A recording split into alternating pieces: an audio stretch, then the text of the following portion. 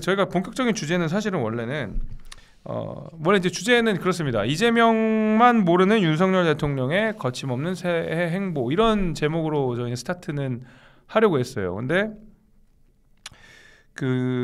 이제 윤 대통령의 메시지 중에 가장 중요했던 하나가 중대선거구였기 때문에, 지금 중대선거구가 왜 화제가 되고 있고 어떤 문제가 있는지, 그리고 그 전에 선거제와는 어떻게 다른 건지를 간단하게 설명을 좀 해주십시오. 예, 지금 중대선거구 얘기를 먼저 좀 이제 꺼내셨는데, 사실은 저희 대한민국 정치제도, 그 중에서 선거제 개편, 개헌 뭐 이런 문제 관련해서는 사실은 때마다 떠오르는 이슈거든요.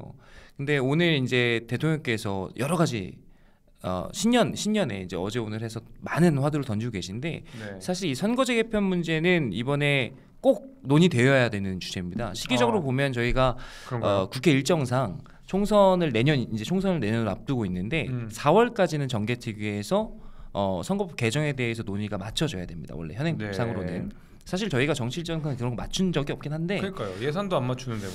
그래서 4월까지는 맞춰야 돼서 지금 정개특위에서 열심히 고민 중인데, 그 중에서 논의되는 것 하나가, 저번에 저희가 연동형 비례대표제를 도입을 일부 했었어요. 근데 사실 이게 정치학자들이 보기에는 사실 누더기에 가까운 제도여서 다음 총선을 앞두고는 반드시 원래의 상태로 돌리든 아니면 새로운 형태로 좀 변형을 하든 개편이 꼭 필요하다. 네. 그중에 여러 가지 대안 중에 하나로 좀 꾸준히 논의되어 오던 것이 이 중대선거구제고요. 아마 지금 보신 시청자분들 많이들 아실 테지만 이 중대선거구제로 바뀌게 되면 가장 큰 거는, 원래 지역구에서 각 한 지역구에서 한 명만 뽑히는 게 저게 소선거구제라고 그렇죠. 하고요. 중대선거구제는 2명 이상, 그러니까 다수가 한 선거구에서 선출되는 제도라고 보시면 됩니다. 네, 보통 저희가 학술적으로 중선거구제라고 하면 한 2인에서 4인 정도 뽑는 게 중선거구제고요. 네. 5인 이상을 뽑게 되면 저희가 대선거구제로 이제 분리를 하게 됩니다. 이거 생각하시면 쉬울 것 같아요. 저희 지방선거 할 때 네. 기초의원들은 한 지역구당 이제 여러 명 뽑잖아요. 네. 그런 거 생각하시면 돼가지고 근데 이 현실성이 있는지 없는지는 사실 지금 여야의 찬반이 좀 갈리고 있기 때문에 대부분 지금 이제 여당에서는 좀 찬성하는 분위기고요, 야당에서는 일부에서는 좀 걱정하는, 우려하는 목소리도 나오고 있는 걸로 알고 있습니다. 이제 제 입맛에 맞게, 제 눈높이에 맞게 한 줄 요약을 해주시면, 어떻게 중대선거구란?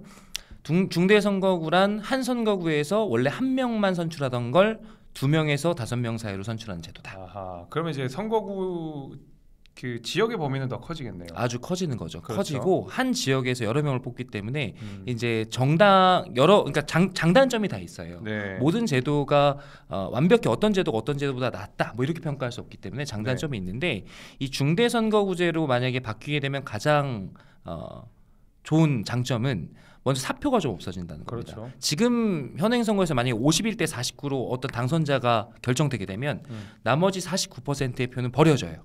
그런 사표들이 방지가 되는 게, 예를 들어서 한 선거구에서 2명을 뽑게 된다 그러면 1, 2위 후보는 당선이 되는 거거든요. 오케이. 그럼 그만큼 이제 사표가 좀 방지된다는 게 있고, 그렇기 때문에 조금 더 소수 정당들이 원내에 진입할 가능성이 커진다. 그것은 사실은 선거구에서 2명을 뽑을 때보다 4명을 뽑을 때, 4명을 뽑을 때보다 6명을 뽑을 때 더 그 가능성은 높아지기 때문에, 지금 저희가 대한민국이 아주 정치 갈등이 심한 국가잖아요. 그렇죠. 양당제라는 이 정치 체제가 너무나 고착화되어 있고, 이런 것들을 좀 혁파하는 데 있어서 이 선거구제를 잘 운용하게 되면 좋은 장점이 있죠. 근데 반대로 이게 일본 같은 데서는 사실 하다가 안 하는 제도거든요. 그러니까 뭐가 있냐면, 파벌이 정당 내에 좀 심해지고 지역주의나 혹은 어떤 뭐 금권 선거 뭐 이런 가능성들이 좀 커지는 측면이 있어요. 제도적으로 제도적 효과. 그래서 그런 측면들은 만약에 이 전환하게 되도록 좀 보완할 수 있는 여러 가지 부수적인 제도들을 함께 고민해서 디자인하는 게 중요하겠죠. 자, 그러면 이제 여기서 중요한 건 이런 거죠. 중대선거구제는 지금에 있는 지역구 범위보다는 크게 큰 선거구에서 하되, 다만 더 많은 사람들을 뽑는다. 이게 이제 중대선거구제를 요약한 내용이라고 할 수가 있겠는데, 좋죠. 일단은 곽관용 위원장이 말씀하신 대로 사표 방지가 되고 뭐 여러모로 장점이 많은 제도인데, 윤석열 대통령이 이걸 꺼내니까 재밌는 것은 민주당의 반응이죠. 민주당은 지금 부정적인 기류로 일관하고 있습니다. 근데 이재명 대표 역시도 여기에 대해서 좀 부정적인 기류를 보이고 있는데 재밌는 것은 윤석열 대통령이 대통령 후보이던 시절에 이재명 대표가 대통령 후보이던 시절에 안철수 의원이 후보이던 시절에 심상정 의원이 후보이던 시절에 넷이 공통적으로 선거구제 개편 얘기를 하고 정치개혁을 이야기를 했잖아요. 근데 왜 이제 와서 이 사람들이 갑자기 중대선거구제를 이야기할 때 반대를 하느냐, 반대 입장을 표하느냐, 이거는 정치적인 목적이 있다고 보거든요. 어떻게 생각하십니까? 정치적인 목적이라기보다 일단 윤석열 대통령이 얘기하는 건 일단 다 싫다고 하기 때문에. 그러니까 나도 그거라고 보거든요. 그거라고 봐요, 실제로. 왜냐하면 이게 방향성을 봤을 때 저희가 지난번에 제가 연동형 비례대표제로의 변화가 누더기로 끝났다라고 말씀을 드렸지만 기본적으로 저희가 향하는 방향은 지금의 너무나 양당제적인 그리고 갈등이 너무나 심화된 이런 제도로부터 보다 좀 합의제적인 제도로 가자라는 것이거든요. 그러니까 이 중대선거구제가 여러 가지 형태 중에 하나이긴 하지만 가장 극단적인 중대선거구제는 선거구를 하나로 만든 겁니다. 그렇지. 그게 뭐냐면 전수를 다 비례대표로 뽑는 거예요. 그러니까 저번에 연동형 비례대표제 개혁 때 특히나 그 심상정 대표가 이끌었던 정개특위에서 좀 중점적으로 논의했던 안은 지금의 이런 다수대표제를 조금 더 합의제적인 비례대표제의 방향으로 가져가자라는 거였고 중대선거구제는 그런 측면에서 완벽하진 않지만 그러한 방향의 변화라고 볼 수 있거든요. 그럼에도 불구하고 민주당에서 지금 이 중대선거구제의 여러 가지 폐해를 지적하면서 반대한다라는 것은 기존의 입장에서 선회한 것으로 봐야죠. 똑같은 입장이 아닙니다. 그러니까 저도 그 민주당이 반대하는 이유는 두 가지 정도가 있을 거라고 생각합니다. 세 가지 정도가 있을 거라고 생각해요. 제 개인적인 생각은 첫 번째로는 곽 위원장이 이야기하신 대로 대통령이 얘기했으니까 난 못 받아. 반대를 위한 반대. 이게 1번. 2번은 지금 국회의원 누가 더 많아요? 민주당이 훨씬 많잖아요. 민주당 169석이잖아요. 자, 선거구제 개편을 했을 때 169명 중에 누군가는 상당히 지장이 온다. 지금 169명 중에 그대로 지금의 선거구제를 유지했을 때 될 가능성보다 선거구제가 통폐합되거나 다음에 여러 명을 뽑았을 때는 내가 날아갈 수도 있다. 지역구에 따라서 유불리가 갈릴 수 있거든요. 의석수가 많은 민주당 의원 입장에서는 자기가 재선하고 3선하고 4선하는 게 좋은 거지 괜히 지역 이거 바꿔가지고 내가 잘리거나 떨어질 수 있으면 안 하려고 그러겠죠. 그러니까 잃을 게 많은 정당이니까 거기서 하는 것 같고 마지막으로 중요하게 생각하는 것은 우리나라의 공공기관 중에 그 다음에 공무원들 중에 가장 신뢰도가 낮은 데가 어딘지 아십니까? 국회예요. 국회. 국회예요. 그러니까 국민들은 일단 국회를 못 믿어요. 국회의원들을 안 믿어요. 그렇게 했을 때 뭔가 국회와 정치인들을 개혁하는 인상을 준다는 것 자체가 사실은 개혁 이슈를 선점해가지고 끌고 간다는 저는 인상을 줄 수 있을 거라고 생각하거든요.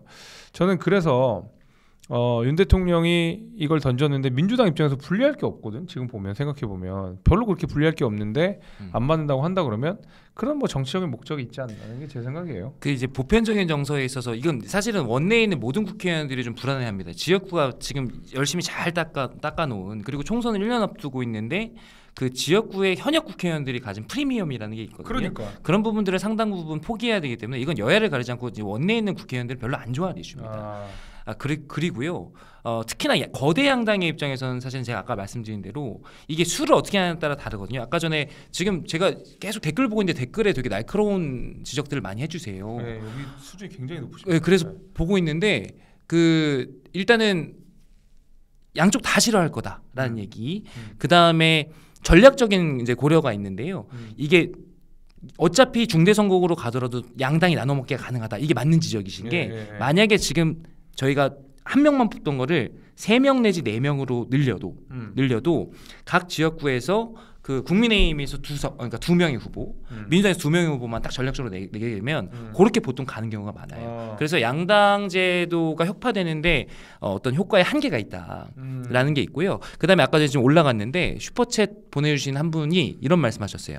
수도권에서 지금 야당 민주당이 압승할 수 있는 구조인데 이걸 중대선거구제로 바꿔놓으면 나눠 먹어야 되니까 민주당은 당연히 싫어하죠. 저는 그런 전략적인 분석이 정확하시다고 봅니다. 그러니까 이게 사실은 제가 아까 말씀드린 대로 이제 설계를 어떻게 하느냐의 문제인데 한 4명에서 5명 정도로 그냥 조금만 개혁하게 되면 영호남에서 지금 그 일어나고 있는 여러 가지 그 지역 구도들은 완전히 혁파되기는 좀 어렵겠지만 다소간의 변화는 좀 있을 수 있어요. 그러니까요. 문제는 수도권인데 수도권이 지금 야당의 일변도에 있던 이 지역에서 아마도 반반 갈라먹는 식으로 갈 가능성이 큽니다. 그렇죠. 그렇기 때문에 전체적인 이게 의석수를 봤을 때 저희가 21대 총선에서 워낙에 그 민주당에 비해서 국민의힘이 참패했기 때문에 그렇죠. 그런 측면에서 조금 국민의힘의 전략적으로 좀 유리한 제도가 될 것이다라는 건 현재로서는 가능한 판단일 것 같고요. 오케이. 그럼에도 불구하고 저는 좀 제안하고 싶은 것이 지금 이왕에 이렇게 정치개혁 이슈가 나왔으니 그렇게 유불리만 따져갖고 저도 지금 시뮬레이션을 좀 해보고 있는데 유불리만 따져가지고 그러니까 저번에 선거법 개정했을 때처럼 어떻게든 우리 당의 피해를 좀 덜 볼까 하는 그런 측면에서 정계특위에서 논의하시지 말고 실제로 좀 우리 근본적인 정치 구조를 지금 정치가 사라졌다고 하지 않습니까? 네. 이런 합의적인 정치 구조를 조금 더 만들어갈 수 있는 그런 방법을 생각했으면 좋겠어요. 그래서 저는 이왕의 중대선거구제로 갈 거면 학자로서 제도적인 효과를 많이 보려면 최대한 중대선거구 중에서도 선거구 크기를 확 늘려서 한 선거구에서 당선되는 당선자의 수가 많게 될수록 그런 제도일수록 아까 말씀드렸던 그런 제도적인 장점들 그런 효과들을 크게 거둘 수 있다. 그래서 저는 이왕 할 거면 5명 이상으로 크게 통폐합하자라는 의견을 가지고 있습니다. 근데 방금 그 우리 곽 위원장님 학자로서 이러니까 거짓말 같아요. 꼭. 진짜 거짓말 같아. 아무튼 제가 슈퍼챗 지금까지 좀 읽어드릴게요. 쿼카인규 윤리위 이분은 저 신인규 변호사를 좀 좋아하시는 분이에요. 예, 보수 참치. 쿼카가 신인규랑 똑같이 생겼잖아요. 예, 똑같이 생겼죠. 신인규. 네, 쿼카인규 윤리위 분이 보수 참칭 패널이신가요? 말로 패는 게 좋으신지 진짜로 패시는 게 좋으신지 궁금합니다. 여기는 기본적으로 진짜로 패는 게 좋잖아요. 그게 좋죠. 사실은 더 심플하니까요. 말로 패는 거는 뭐 사실 이준석 대표를 따라올 사람이 없고 거기 뭐 혼자 무쌍하니까 거기야 뭐 거의 말로 하면은 지금 세계 챔피언 같죠. 그리고 제이님은 뭐 직접 읽어주시죠. 제이님이 두 분 다 새해 복 많이 받으세요. 근데 곽 위원장님 외모와 달리 목소리가 너무 스윗하고 멋지시네요. 감사합니다. 몽타주로 사람을 판단하시면 조금 예쁘게 봐주십시오. 고맙습니다. 이분은 그냥 다 안 어울려요 외모랑. 일단 정치인인 것도 잘 안 맞고요. 의무 교육을 다 받았다는 것도 의무 교육을 다 받았다는 것도 굉장히 신기한 일인 거고요. 그다음에 박사라는 것도 뭐 그렇고 그렇습니다. 그 피터림님 야당이 싫어할 수밖에 없는 게 지금 상태의 국힘으로 총선을 하면 수도권에서는 민주당이 압승할 것 같아서 반대하는 것이라고 생각되는데 정확하십니다. 그러니까요. 요거 피터림님께서 굉장히 날카로운 지적을 해주셨고 다마스 G90님 이거 뭐 직접 읽어주시죠. 네, 곽관용님은 자주 가는 내과 선생님 닮으셔서 거부감 가졌는데 중대선거제 이제 이해했습니다. 내과 선생님이 좀 괴롭히시나 보죠. 내과 선생님도 몽타주가 쉽지 않은 일인데 그렇게 하겠습니다. 자, 그다음에 중대선거구제에 대한 이야기는 이렇게 저희가 좀 해봤고요. 이재명이란다. 그 윤석열 대통령께서 이야기하셨던 내용들을 우리가 좀 짚어볼 필요는 있을 것 같아요. 일단 신년회를 했어요. 신년회를 했는데 이재명 대표가 나 몰라 이랬어요. 어떻게 된 겁니까 도대체가? 이게 뭐야 이게 어떻게 된 거야? 깜짝 놀랐습니다. 처음 들었대. 그러니까 저는 이게 영상을 좀 보고 싶어가지고 기사는 봤는데 이게 기사를 보는 것보다 그 처음에 그 기자가 질문했을 때 이재명 대표의 반응이 전 찐이었다고 생각하거든요. 진짜 모르셨던 것 같아요. 그래요? 아니 천준호 의원이 복원했다라는 것 같다. 뭐 천준호 의원이 보고를 거기 현장에서 보고를 못 받았다고 보고를 못 받았어요? 그러니까 나는 이거 처음 듣는 얘기인데 근데 진짜 표정이 찐이었어요. 근데 만약에 진짜로 보고를 했는데 어떤 의도에 따라서 결정을 한 것이라면 이거는 정말 저는 좀 소름이 돋습니다. 연기할 수 없는 표정이었거든요. 어떻게 된 거야? 했더니 이제 천준호 대변인께서 얘기를 하셨어요. 사실은 메일로 이렇게 왔는데 저희가 뭐 이렇게 다른 일정이 있어가지고 했고 개인적인 의견으로는 이런 식으로 메일 하나 띡 보내놓고 하는 게 예의에 어긋난다 뭐 이런 식으로 덧붙였는데 제가 보기엔 이재명 대표 반응이 찐이었거든요. 그럼 전 두 가지 중에 하나라고 봐요. 그러니까 그러니까 이걸 정말로 몰랐다면 이게 아무리 메일로 보내든 전화를 하든 그러니까 행안부 설명은 또 그게 아니래요. 그러니까 27일에 인편으로도 보냈는데 뭐 다른 일정 때문에 불가하다라는 통보를 받았다는 건데 어쨌든 뭐가 사실이든 메일로 보냈더라도 대통령실에서 제1야당 대표에게 이런 신년 행사에 오시라라고 요청한 거에 대해서 당대표에게 보고하지 않고 비서실에서 판단해서 이거를 보이콧했다? 이거는 민주당이 제대로 작동하지 않는다는 얘기거든요. 그러니까 이건 대표 패싱 아닌가? 대표 패싱. 이게 말이 그러니까 이게 아무리 메일로 그러니까 문자로 줬더라도 뭐 이렇게 체리따봉 문자로 보냈더라도 대표한테 보고는 했었어야죠. 체리따봉 이거 지금 당무감사 중인데 그런 얘기하면 어떡해요? 예, 이게 라이브죠. 아무튼 그래서 그래가지고 보고를 당연히 했었어야 되는데 이거를 정말 저는 이게 거기서 제가 다 믿고 싶어요. 진짜로 모르셨던 것 같아요. 그러면 저는 기본적으로 당의 이 비서실과 이 민주당 지도부의 지금 시스템이 어떻게 돌아가고 있나라는 질문 하나 드리고 싶고 만약에 한편으로 진짜로 이거를 당대표한테 보고했는데 거부했다. 근데 기자한테 질문 받고 그렇게 연기를 했다라고 하면 그건 진짜 소름 돋는 일이죠. 근데 이게 있을 수가 있는 일인가? 대통령이 초청을 했는데 대표가 모른다? 이거는 근데 저도 방송을 많이 하고 옆에 있는 곽 위원장도 방송을 하고 그러다 보니까 이제 민주당에 계신 분들 패널 얘기도 듣는데 제가 저번에 와서 그런 말씀 드렸잖아요. 그 이재명 대표가 대장동 관련돼서 얘기를 안 해준대. 그러니까 본인을 좀 그러니까 정보를 좀 줘야 그 대변인들도 나와서 그다음에 패널들도 나와서 국민의힘의 공격에 대응을 할 텐데 이재명 대표가 알려주는 게 없다는 거야. 본인만 알고 있는지 뭐 캥기는 건지 뭔지 내가 모르겠는데 얘기를 안 해주니까 알 수가 없는 거고 그러다 보니까 민주당 패널도 나와서 헛소리 하게 되는 거고 더 웃긴 건 또 요새는 분위기가 달라졌어요. 요새는 이재명 대표에 대한 리더십을 의심하는 사람들이 점점 늘어나기 시작했대. 그렇죠. 내부적으로 불안해할 수밖에 없죠. 그러다 보니까 얼마 전에 문희상 의원이 그러니까 뭐 토끼의 해이기 때문에 그러니까 새해 딱 토끼의 해이기 때문에 영리한 토끼는 굴을 3개 판다. 그러니까 플랜 2, 플랜 2, 플랜 3를 발음이 플랜 3라고 하시더라고요. 플랜 3를 우리가 준비해야 된다라고는 건 사실은 이재명이 날아갈 수 있으니까 우리가 그 이후에 뭐 지도 체제를 준비해야 된다라는 생각처럼 저는 읽혔거든요. 근데 그 말 조심하셔야 되는 게 그 다음에 김현정 뉴스 나오셔가지고 문희상 회장님께서 그런 거 아니라고 얘기하셨어요. 뭐 말도 안 되는 거지. 누가 봐도 그 양반이 그 국회의장까지 하신 양반이고 본인이 한 얘기가 어떻게 언론에 전달될지를 너무나도 잘하는 분인데 나중에 가가지고 김현정 뉴스쇼 가서 사실은 그런 의미가 아닙니다라고 이야기를 한다 하더라도 그게 그렇게 읽히겠냐고요. 그러니까 이번에 신년에 관련해서도 지금 그러니까 저는 이렇게 대응을 하는 게 좀 전략적으로 뭔가 지금 나사가 빠져있나 이런 생각이 드는 거예요. 뭐냐하면 그러니까 그냥 생각해봐도 이게 대통령께서 뭐 인편으로 보냈든 메일로 보냈든 대통령실에 오십시오 이재명 대표 이렇게 했단 말이죠. 근데 이재명 대표가 상상을 해보세요. 거기 가가지고 악수하고 웃고 그게 지금 상황에서 뭐 가당키는 한 얘기입니까? 그러니까. 왜냐하면 지금 이재명 대표가 지금 말씀하시면 대장동 관련해 가지고 그다음에 본인의 여러 가지 그 지금 검찰 수사 중인 여러 가지 그 의혹들 관련해서 대응하는 방식을 보면 국회에서 이것은 무조건 야당 탄압이다. 그다음에 뭐 보복 수사다. 뭐 이런 식으로 지금 프레임을 짜서 결사옹위하고 있는 그런 지금 시국이란 말이죠. 그러니까 이 어떤 사안 자체에 대해서 팩트를 명백히 밝혀서 이거를 이제 모면하려는 게 아니라 오히려 이걸 약간 정치적으로 풀어가려는 그런 지금 대응 방식을 보이고 있는데 그런 상황에서 대통령실 가서 신년하례에 가서 같이 악수하고 인사한다. 이거는 사실은 상상할 수 없는 그림이에요. 그러니까 고려할 수가 없는 옵션이란 말이죠. 그렇기 때문에 차라리 기자가 그런 질문을 했을 때 만약에 이재명 대표가 정말로 몰랐던 것이 아니라면 얘기를 해야죠. 지금 이러이런 상황에서 저희가 거기를 가기가 좀 어렵다. 그리고 우리는 뭐 적어도 이렇게 해서 그러니까 여러 가지 그 정치적인 상황들이 조금 더 원활하게 협치나 이런 부분들이 모두가 조성된 이후에 다시 한번 만나겠다. 혹은 영수회담이 전제된 이후에 1대1 만남이 전제된 이후에 그 다음에 저희가 참석하겠다. 뭐 이런 식으로 얘기를 하고 그렇지 않다 하더라도 미리미리 이게 이런 일정이 그러니까 그 문재인 대통령 그 방문하는 일정이 있었으니까 이런 일정 때문에 저희가 사실은 불참을 통보했다. 이렇게 솔직하게 말씀을 하면 될 일을 이거를 몰랐다? 그리고 몰랐으니까 말이 안 돼요. 이거 말이 안 되지. 그건 솔직히 말해서 말이 안 되는 거고. 그러면 너무 찐인데 표정이 그러니까, 너무 찐이었는데. 그러니까 내 생각에는 그럼 두 가지 중 하나야. 정말 연기를 근데 약간 나는 연기 잘한다고 생각해요. 왜냐면 눈 하나 깜짝 안 하고 대통령 후보 때 대장동의 몸통은 윤석열이라고 했던 사람이 이재명 대표인데 아니 뭐 이거 놀래는 거야.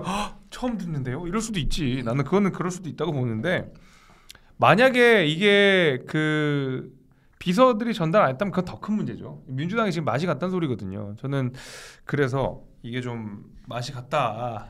그리고 이거를 계속해서 지금 비판하는 게 대통령실에서 그러니까 보니까 띡이란 표현 썼더라고요. 띡 보냈다. 이메일 하나 띡 보내놓는 이런 게 사실 근데 이게 보면 그렇게 따지면 정의당의 우리 이정미 대표는 뭐가 됩니까? 그렇게 말씀하시면. 그러니까 그 자리까지 가서 친필로 이렇게 대통령께 바라는 점. 물론 정의당 이정미 대표께서도 대통령께 뭐 불만이나 좀 고쳤으면 좋겠는 이런 점도 있을 거 아니겠습니까? 비판적인 게 있는데 뭐 이런 거 볼 때 세게 하셨잖아요. 그렇게 해서 다 적어서 네. 책도 선물하시고 그 자리 가서 이제 뭔가 그 뭐랄까 소통하려는 노력을 보이셨는데 네. 이정미 대표께는 그러면 민주당에 했던 것보다 뭐 다른 특별 대우를 했을까요? 그렇지 않을 거라고 보거든요.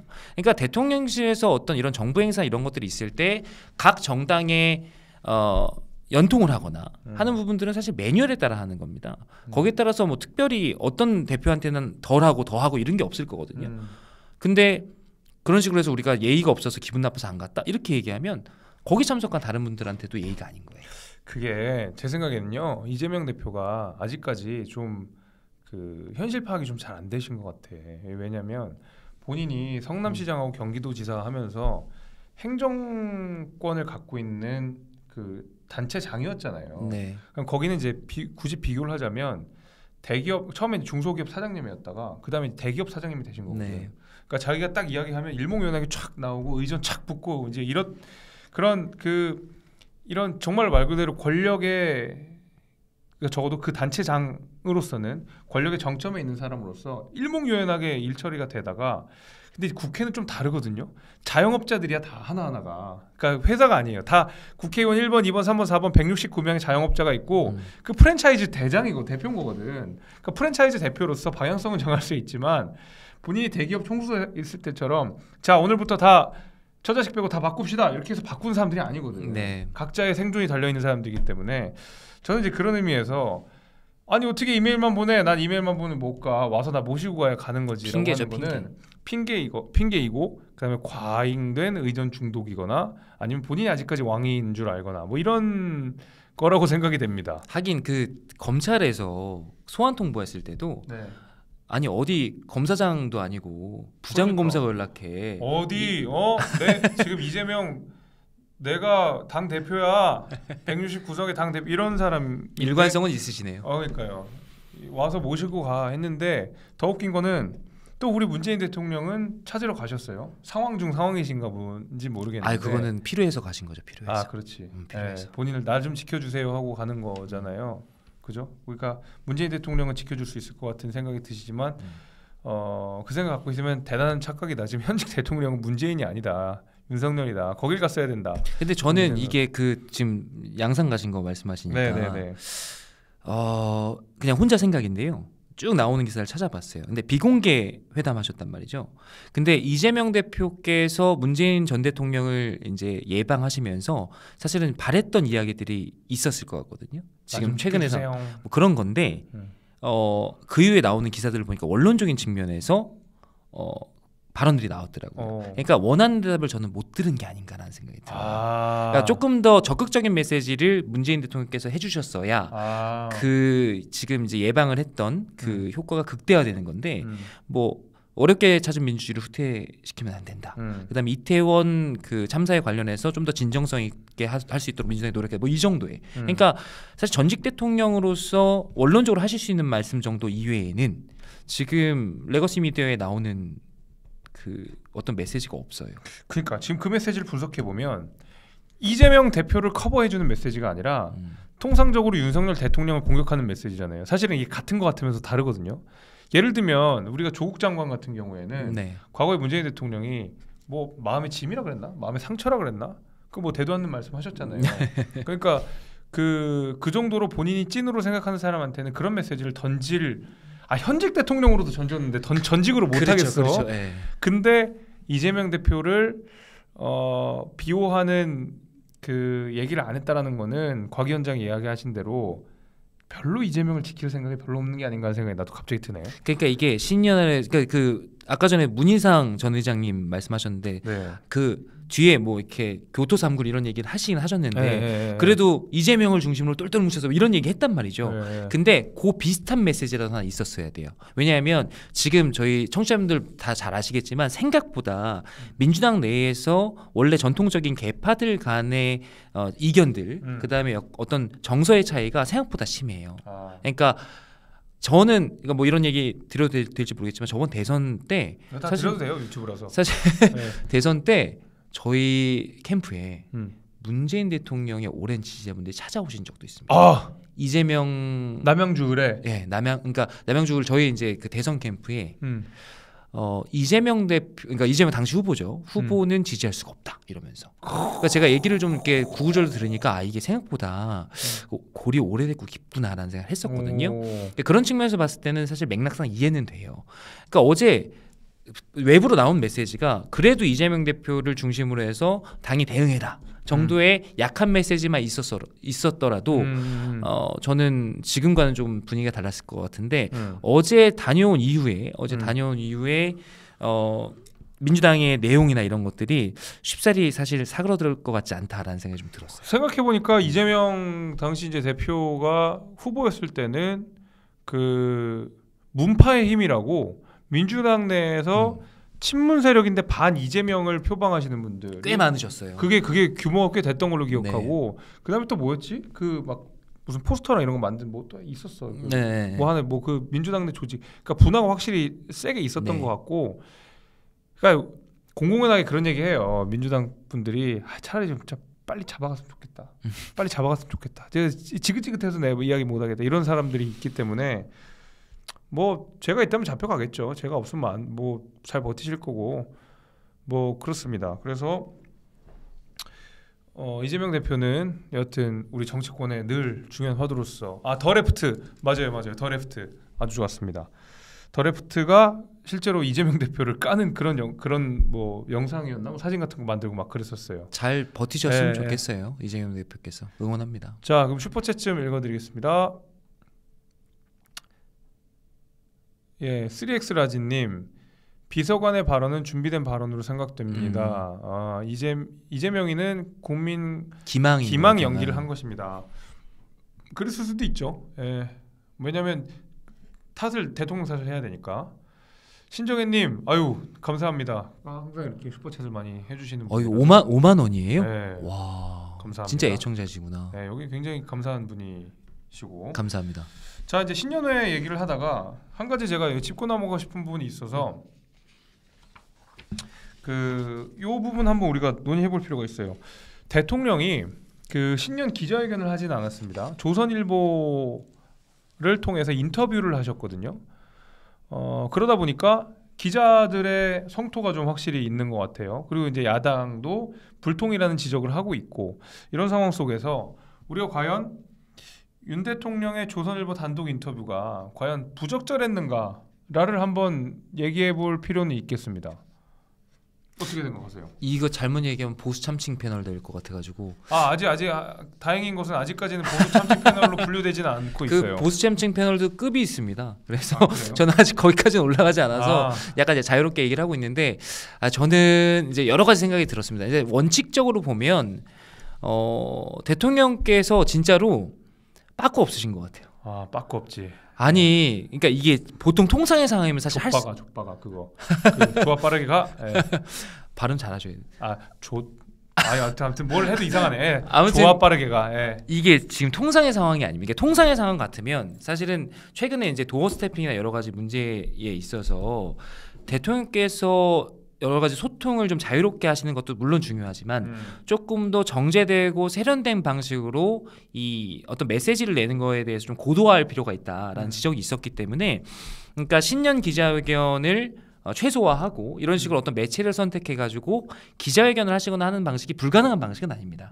근데 최근에 저희 MBC 사태나 이런 걸 보면 이 언론과의 관계에 있어서 지금 대통령실에서 너무나 그 일방향적인 거 아니냐라는 비판이 국민적인 비판이 있단 말이죠. 그러면 통상의 정부는 신경을 쓴단 말입니다. 신경을 써서 좀 불편하긴 한데 이게 짜고 치더라도 여러 기자들 특히나 MBC나 이렇게 좀 정부와 별로 사이가 좋지 않다고 알려진 여러 가지 매체들을 초대해서 그래도 신년이니까 막 너무 심하게는 안 할 거 아니겠습니까? 그렇게 해서 어떤 쇼잉을 기획할 것 같아요. 근데 윤 대통령의 용사는 그런 것도 안 하는 거예요. 쇼잉도 안 한다. 쇼잉도 그러니까 저는 이해는 해요. 지금 하고 싶은 개혁 메시지 이런 것들이 너무나 있으시기 때문에 그런 부분들을 좀 일목요연에 정리하는 게 중요하지. 뭐 어차피 사이도 안 좋은 거 국민들 다 아는데 거기서 또 사이 좋은 척 치고 뭐 이렇게 이런 거 우리는 귀찮아서 안 한다 생각하실 수 있을 것 같은데 이게 사실은 정무적으로 결정이 쉬운 게 아니거든요. 그러니까 이게 조선일보로서 약간 쉬운 판단했다고 생각하시기 쉬운데 저는 오히려 이게 사실은 대통령실로서는 하기 어려운 판단을 했다. 이게 보통의 정부에 할 수 있는 일이 아닙니다. 특이한 일이에요. 사실 저도 그런 생각이 들어요. 뭐 비판할 수 있죠. 뭐 어느 언론사는 뭐고 어느 언론사는 안 해주고 뭐 당연히 기자들 입장에서는 비판해요. 실제로 제가 정치를 했을 때도 제가 비상대책위원회 할 때도 예를 들면 뭐 단독 보도 이런 게 있잖아요. 언론에 단독 뭐 이런 게 있잖아요. 근데 이런 정보들을 이제 있으면 기자들한테도 알려주거나 아니면 필요에 따라서 우리가 공개를 하게 되잖아요. 그러면 예를 들면 굉장히 가깝게 지내던 기자가 있었다. 또 뭐 친분이 있는 기자가 있었다. 네네. 뭐 이런 분들이 있다 그러면 대화를 하다가 이런 일들이 있었어요라고 이야기를 하면 그것이 단독 보도로 나가게 되잖아요. 그렇죠? 그러면 다른 기자들한테 연락이 서운하다고. 왜냐면은 기자들은 취재 경쟁을 해야 되기 때문에 정치적으로 영향력이 있는 사람들의 말을 따는 게 굉장히 중요하단 말이죠. 그런 의미에서 뭐 조선일보가 인터뷰를 했으니까 동아일보, 중앙일보, 기타 뭐 경향, 한겨레가 비판을 할 수는 있지만 그건 사실은 대통령이라는 가장 중요한 정책 상징을 가진 사람이 특정 언론사랑 했을 때 어느 매체를 하더라도 당연히 말이 나오죠. 거예요. 심지어 한겨레랑 했었어도 말이 나올 거예요. 네. 그래서 플랫폼을 선택하는 건 사실은 대통령이 그 정무적인 판단을 하는 거고 저는 이렇게 봐요. 이게 이제 부적절했느냐? 부적절하다고 생각하진 않아요. 부족했느냐? 그럼 부족하다고는 생각해요. 그러니까 대통령이 기자회견도 해서 뭐 필요한 부분을 알리고, 그다음에 신년 뭐 대국민 대화를 통해서 필요한 부분을 또 알릴 수 있고, 그다음에 언론사 인터뷰를 통해서도 알릴 수 있어요. 근데 똑같은 생각을 갖고 있더라도 그것이 플랫폼을 어떤 플랫폼을 선택하느냐에 따라서 내용이 좀 달라져요. 저도 기자회견도 해보고 인터뷰도 해보고 방송도 해봤지만 인터뷰 같은 경우에는 굉장히 좋은 질문자가 있으면 내 생각이 정리되면서 꺼내지는 경우들이 많이 있거든요. 저는 그런 의미에서 대통령이 그냥 판단을 한 거라고 생각해요. 신년이고 지금까지 뭐 그 윤 대통령이 가지고 있는 그 이미지, 좀 뭔가 강한 이미지, 센 이미지 이런 것들을 좀 유화하기 위해서는 좋은 질문자를 대상으로 좋은 인터뷰를 끌어내는 것도 하나의 좋은 방법이었다고 생각해요. 근데 여기서 끝내면 안 되고 그 이후에 기자회견도 하고 뭐 다른 언론사랑 뭐 그 회담도 갖고 이런 것들이 있어야 되겠죠. 그래서 저는 이거 자체가 부적절하다고 보진 않고 부족하다 그러면 뭐 그거는 받아들일 수 있다. 이 지금 이슈에 대해서 부적절하다기보다는 부족하다라는 이제 김재섭 위원장님 말씀에서 전적으로 동의하고요. 그게 이제 쇼잉 따윈 개나 줘 약간 이런 기조이기 때문에 뭐 그런 측면에서 어떤 매체를 선택하고 또 다양한 매체가 아니라 가장 정권 친화적이라고 불리고 있는 조선일보와 이렇게 한 부분, 그래서 추가적인 어떤 그 뭐 후속 대화, 소통 이런 것들이 필요하다라는 지적 저는 타당한 것 같고요. 그리고 그런 그 매체 선택의 문제 이외에 그 내용에 관련해서 조금 저는 아쉽다라는 측면을 말씀드리고 싶은데요.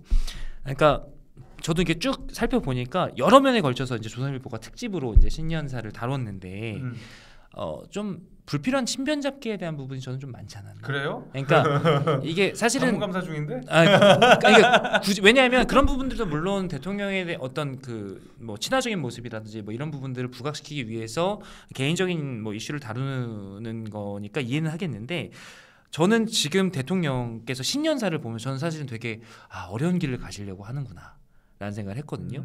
너무 중요한 화두를 던지셨어요. 심지어 지금 정부에서 이걸 다 할 수 있을까? 그리고 국민들이 별로 좋아하지 않을 텐데 약간 이런 중요한, 그러나 장기적으로 봤을 때 대한민국에 꼭 필요한 그런 이슈들을 던지셨기 때문에 사실은 그런 부분들에 대한 여러 가지 뭐 3대 개혁 관련된 부분이라든지 그런 부분들을 오히려 그 1대1 조선일보와 인터뷰였으니까 더 자세히 좀 다뤘으면 더 모양새가 좋지 않았을까라는 생각을 좀 하거든요.